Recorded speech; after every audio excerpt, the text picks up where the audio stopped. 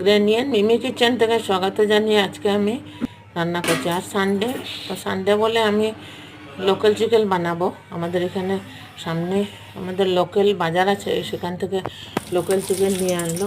তো local chicken বানানোর জন্য আমি তেজপাতা ফোড়ন দিয়ে পেঁয়াজ কুচি দিয়ে তার উপরে আমি সব মাংসর উপরে আমি সব মশলা দিয়ে রান্না করব। তো আপনারা সবাই প্রথম থেকে শেষ পর্যন্ত দেখতে থাকুন আমি কীভাবে আজকে লোকাল চিকেন রান্না করলাম। Thank you.